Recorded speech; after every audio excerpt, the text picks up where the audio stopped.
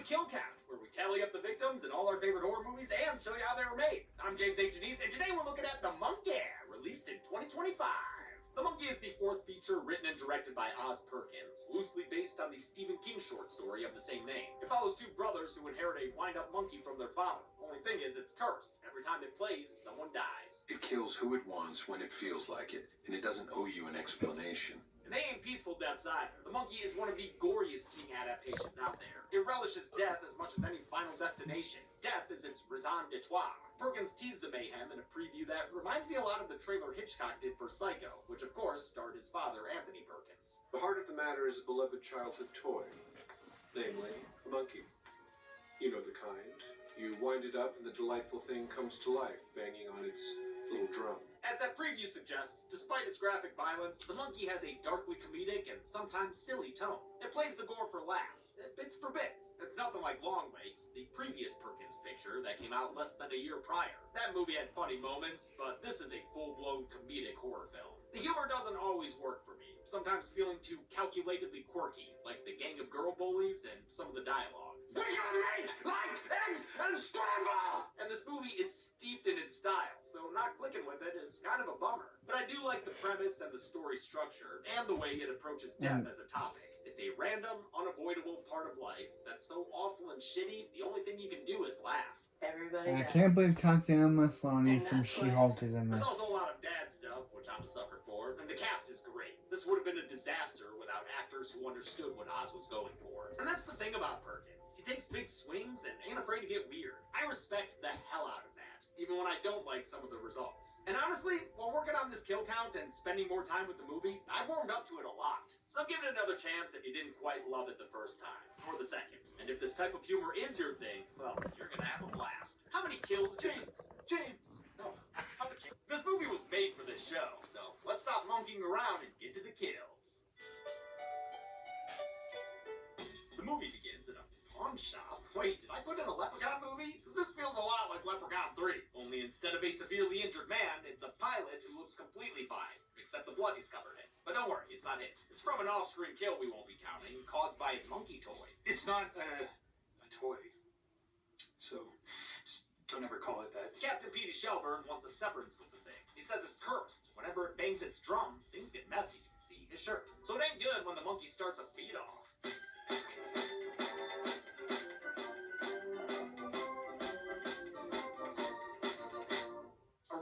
Goldberg unfolds, sending a harpoon flying into the pawn shop owner. Oh, shit! Do we take it out or leave it in? I think I'm gonna say we should have left it in.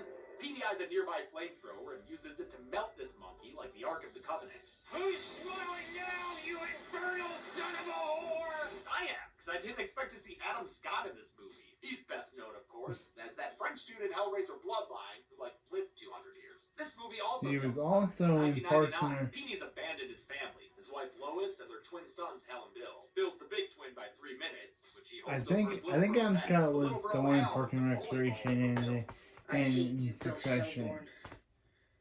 I think. Oh my god, that face folded! But don't worry, it was just a fantasy. Since Captain Petey was a pilot, he'd get cheap travel trinkets as gifts for the boys. It's all they have left of it now, and while poking around one day, they find a package they never saw before. It says "Like Life" on the lid. You mean life like dumb shit?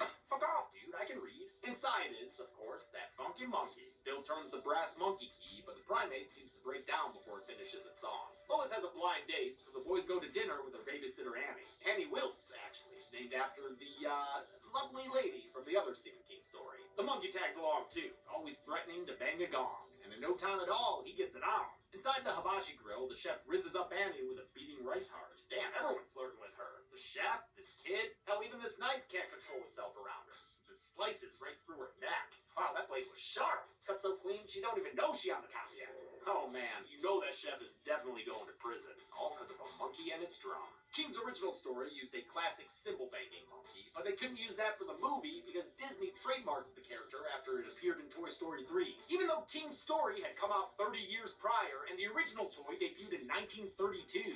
Thanks, Disney! But Perkins ended up liking this version better, since the drum roll could build suspense. The monkey itself was built by Wait, Amazing Ape Productions? You fucking serious? The Vancouver-based effects house also did Nicolas Cage's Longlegs look. Even with a different instrument, they kept the classic toy monkey look, just made it a little more uncanny. Its hands and feet are a bit too realistic, and its teeth is tinted smoker's yellow. When I saw those nasty black gums on the teeth of the monkey, it was like, oof, we killed it here, guys. Young Hal and Bill are both played by Christian Convery there, who we just saw as young Victor in Frankenstein. He does such an amazing job playing two different characters, I didn't realize it was the same actor until my second viewing. And I'm not the only one he kept fooling. Yesterday, I referenced the twins. I was like, oh, it'll be nice to see the twins. They're so good in this movie. And then I was like, oh, no, wait. They're not twins. The shots with both brothers together were accomplished by doing multiple takes using stand-ins and green screens, which were then comped together in post-production by various VFX teams. The boys attend Andy's funeral. Oh, fuck. They don't take away too much wisdom from this Joey Richter-type priest, so Lois delves a little deeper into death with them. It's not if or even how. It's only when Man, She-Hulk. Man. everybody dies. And that's life. Yep, so might as well shake it off and dance. Lois is played by Tatiana Maslany, who you may know from She-Hulk, but I know from Orphan Black. Playing clones in that show actually made shooting all this movie's twin scenes a breeze for her. She worked with Perkins again as the lead in Keeper, which came out later the same year as The Monkey. Oz, when do you sleep? Hal suspects the monkey is responsible for Annie's death. I mean, the thing keeps following him around. Like, it's so obsessed with him. Literally, ew. Playing with this monkey in school gets him hazed by this gang of girl bullies who hopped out of a Gap ad. What the fuck is this? They team up with Bill, who looks unrecognizably goofy here, and give Hal a banana bombardment. He rushes home and tells the primate percussionist he wants Bill dead. Then he cranks that monkey boy. Unlike Uma Thurman, the monkey doesn't kill Bill, who gets home in a shirt I definitely wore in the 6th grade. Instead, after a Spiegel shot of the drumstick, it's Lois who bites the bullet, thanks to a completely random aneurysm. They said chances of it happening were 1 in 44 million. And that's just another way to say it has to happen to somebody. Hale deals with his mother's death by going Benihana on the monkey, like that chef awaiting trial for manslaughter. Something kind of fleshy about this toy, though. What the fuck? The boys enter the care of their Aunt Ida and Uncle Chip, the latter of whom is played by Oz Perkins himself. We're going to do our very best with you boys. It's just that our very best might be, pretty bad.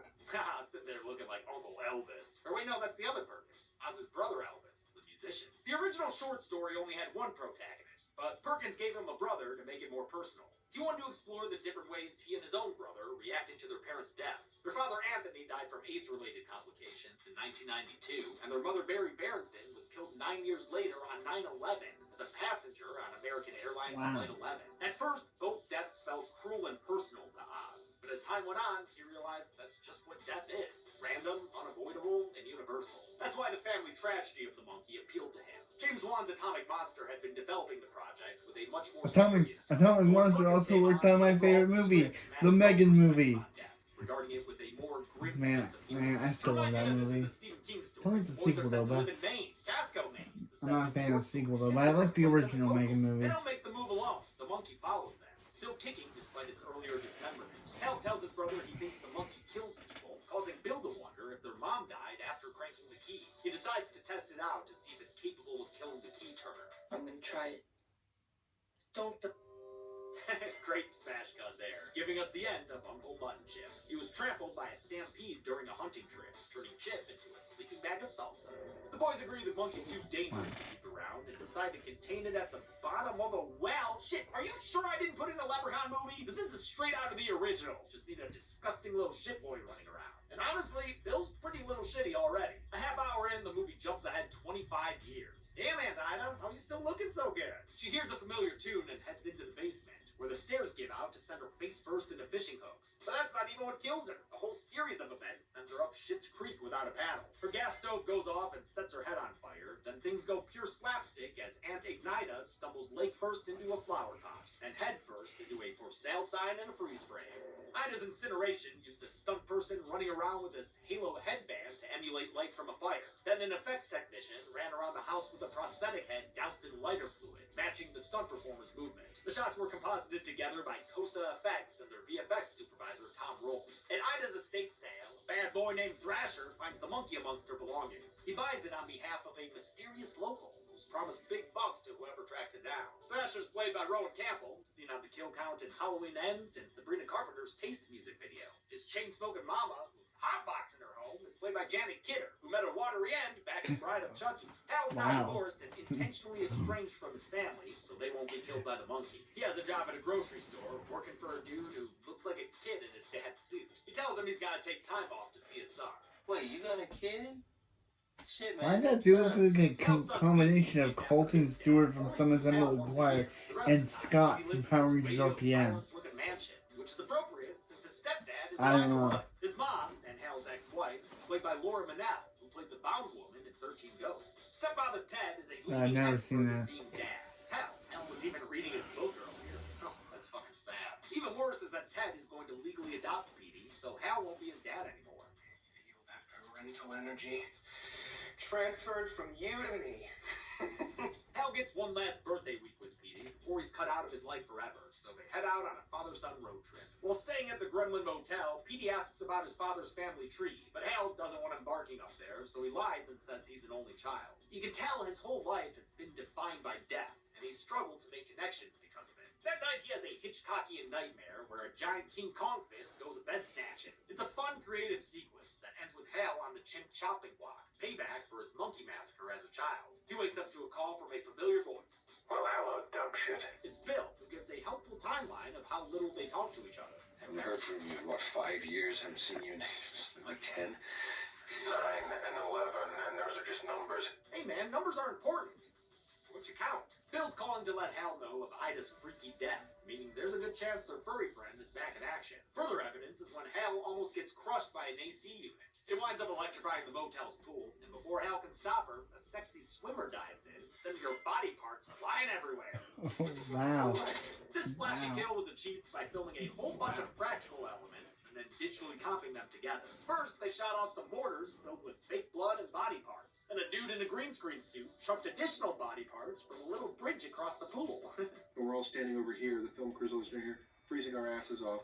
It's 4 o'clock in the morning, and my guy's out here, Ole is his name, tossing body parts. Then VFX supervisor Edward Douglas added even more blood in post to get the effect Perkins wanted. Perkins actually figured out how much blood was in a human body and told his team to add 5 to 8 times more. Pretty much all of the monkey's kills were built of practical elements filmed on set or in front of a blue screen, which were then combined and touched up by the VFX teams. For the pawn shop owner's death, 30 feet of fake intestines were pulled out of a dummy. The shot was matched up with footage of the real actor, and some digital enhancements were added to the viscera. Hal bundles up Petey and prepares to send him away so he can go to Ida's and track down the monkey alone. But Petey refuses. He knows about the upcoming adoption and would rather spend their last week together. At Ida's house, they meet her realtor Barbara, and Petey finds out his dad lied about not having siblings. That brother Bill of yours is quite the character, isn't he? Yeah. Your brother Bill, I mean. Yes, yes. Tess Dagenstein gives one of my favorite performances of the film here. She's so freaking funny. Oh, not a cherished childhood memory now, was it? Oh, a first little furry friend filled with whimsy and wonder. It's giving Jan Hooks in Pee-wee's Big Adventure. Barbara says that ever since Ida's passing, people have been dying non-stop in town. Casco's the casket capital of the world, and it's all thanks to a bunch of freak accidents. One dude died of a sinister lawnmower accident, blasting blood into his neighbor's face. Why are you so nonchalant, dude? At the very least, it's ruining that beer. Another kill involved an espresso machine? You gotta be fucking kidding me! How are we on yet another Leprechaun movie? Because we all saw Michael McDonald's death at Bar 2. Sure enough, the monkey went full Leppy Boy with another dude, steaming his face off into a truly ghastly mess. Finally, a local woman died from a golfing session with a country club cobra. Were there any cobras in Maine? I mean, are there? Well, there was the one. The count sadly gets one more to add when Barbara opens a closet door and knocks over a shotgun that absolutely annihilates her. My God! Her bits and pieces went flying everywhere, even into Hal's mouth. Gross. Also, love the guns don't kill people sign to add to the punchline.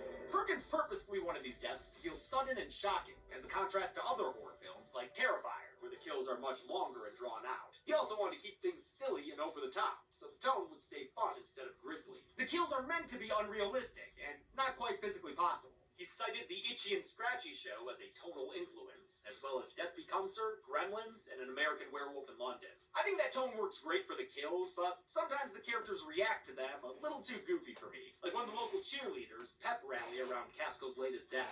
They're bringing the body Hal gets a call from Bill that makes him realize his brother still lives in town. He uses the phone book with his Unk powers and finds out Bill's acquired the monkey again. He's the one Thrasher picked it up for. If this is in regards to my ad, I'm happy to report that my quest for finding my beloved toy monkey is over. The movie's final third kicks off with a villainous voiceover from Bill. He realized as kids, after they dropped the monkey in the well, that Hal had turned the crank that led to their mother's death. He tried to retrieve the weapon of simian destruction, but it was gone, leaving only the key to its heart, or at least to its back. For a long time, Bill saw nothing, but then signs began to appear and tease him.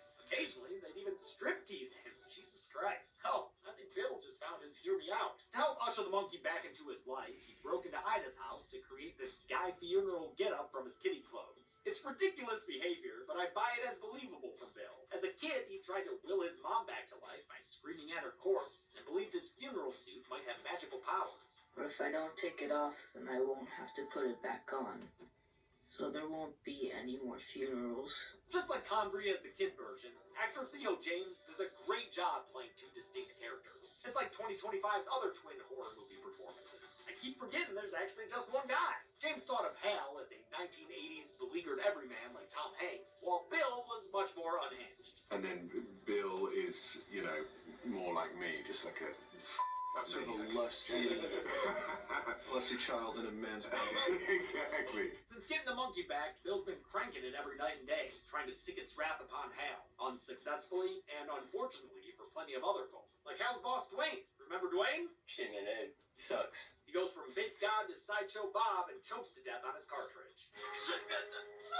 Now that we have the story revealed, I am left wondering about Aunt Ida's death. Thrasher found the monkey after she died, so who turned the key that killed her in the first place? Come on, Perkins, who was phone? Speaking of, Thrasher's back at Bill's house with a business proposition. Maybe I could give you your $15 back and instead I could just keep the toy monkey thing. It's not a toy, don't ever call it that. He's grown attached to the non-toy because I guess it gives him VHS-style memories of his cop father. Bill tells him to fuck off, so Thrasher grabs his old man's old uniform and prepares for battle. Yo, Bouchard! You got any extra bullets? What caliber? Great single-line delivery from Jeremy Cox, who did second unit photography on this movie and Longlegs. The two Perkins movies share a lot of cast members. Espresso Man Scott Nicholson was the cop who arrested Nick Cage. Pawn shop owner Shopin Kareem had a hilarious scene as the hospital director. And the leader of Hal's school bullies is Bea Perkins, Oz's daughter, who was also that annoyed store clerk. Hal calls his brother and begs him to stop trying to kill him. Bill makes a counteroffer. Since the monkey won't kill the person who turns the key, Bill can keep Petey safe by having him crank it until one of the twins is dead. Hal doesn't want to involve Petey, who gets pissy when he finds out his dad never wanted a kid in the first place. So I was an accident? Is that what you're saying? Everything is an accident, yes. But it was only because he didn't want to subject an heir to monkey mayhem. Unlike the elder Petey, Hal's able to communicate this with a heart-to-heart. But you are not a mistake. I'm so glad you're here with me. You're very precious to me. The scenes between Hal and Petey work well, since neither character was ever asked to be too over the top. Theo James and Colin O'Brien get to sit in the emotion without having to undermine it with a joke. Their bonding is interrupted by Thrasher, whose sloppy cop act works through the peephole. At gunpoint, he takes them to Bill's place and sends Petey to retrieve his prize. It's a toy monkey? Don't call it that. Petey makes his way inside, narrowly avoiding Bill's Home Alone house renovations. He manages to find his uncle, who convinces him to give his ape addiction a spin. Outside, Thrasher complains about his deadbeat dad. It's deadbeat dads all the way down in this movie. A whole stack of Rey Mysterios. Thrasher and Hal realize they're parked behind a hornet's nest. As the monkey beats to the beat of the drum. Oh, what a shame. Thrasher shoots it with his gun. Because of that, Thrasher dies young when he gets 100 cc's of BBs injected directly into his mouth. Insert obligatory joke about how that's gotta sting. Yeah, that's actually nasty as hell, though. Campbell's performance was captured on set by the VFX supervisor, allowing their CG stream of hornets to interact with his body on the way inside. A real nasty-looking practical dummy was also utilized. Enraged that Hal is still alive, Bill tries to manhandle the monkey into submission. The roughhousing puts the monkey in rapid-fire mode. Holy shit, dude, he's going faster than that possessed skeleton toy. The drum roll causes all of Casco to plunge into catastrophe. I can only count what I see, though, so I'll start with the pilot and co-pilot. We can assume we're on the plane that crashes here. I've learned from my mistaken Wishmaster. The monkey gives us more concrete kills when 3 drum hits send 3 skydivers wedding crashing through the ceiling. It's a good callback. Petey suggested this skydiving company as an activity earlier. They do weddings. Hal joins his son inside and goes to kick his brother's ass. In the end, though, he can't really blame him. After all, he did try killing him first. And also, he did kill their mom. I know how you feel. She was my mom, too. Oh, yeah. Like most sibling squabbles, the brothers quickly make up, even if Bill can't resist teasing his little bro. Some things never change. Like, really never change. Sorry. But the monkey's still good for one more hit. It triggers a booby trap backfire that takes a little off Bill's top with his mother's bowling ball, fulfilling Hal's childhood revenge fantasy. Petey and Hal have an awkward car ride back to town. They pass more of Bill's victims, like the surfboard businessman and a holy shit flaming baby carriage. I mean, I get that everybody dies, and that's life. But this is like everybody dies, you know, at the same time. Their tour de mort ends with an appearance from the Pale Rider himself. Because whenever you think you've met this movie where it is, it takes it one step further. The surviving Shelburnes make peace with their metaphor for tragedy and agree to safekeep the monkey. They drive off into the horizon, and the movie ends with a bus-wide cheer capitation of that cheerleader squad from On the Lawn earlier. OMG. Some last-minute kills, courtesy of the last-minute title card. How many heartbeats stopped when the drum beat started? Let's find out and get to the... OMG, James. We counted 30 kills in the monkey, consisting of 11 men, 16 women, and 3 unknown victims, one of whom was a baby. There's a baby in that pie chart. Hate to see it. This exact count and breakdown hasn't been seen before, but 3 other movies did have 30 kills. With a runtime of 98 minutes, the monkey had a kill on average every 3.27 minutes. I'll give the Golden Chainsaw for coolest kill to the sexy swimmer. This movie is awash with great kills, and on a different day, I might have picked a different one. But I'll go with this one for now, partly because of Hal's reaction. Dollar City for lamest kill will go to Lois. It's still pretty bloody, but it feels like the monkey kind of phoned this one in. And that's it. The monkey came out in 2025 and made over $66 million on a budget of only 11. I didn't realize it was that successful. Next week, we're peeking at more Perkins with Psycho 3. But until then, I'm James H. Anise. This has been The Kill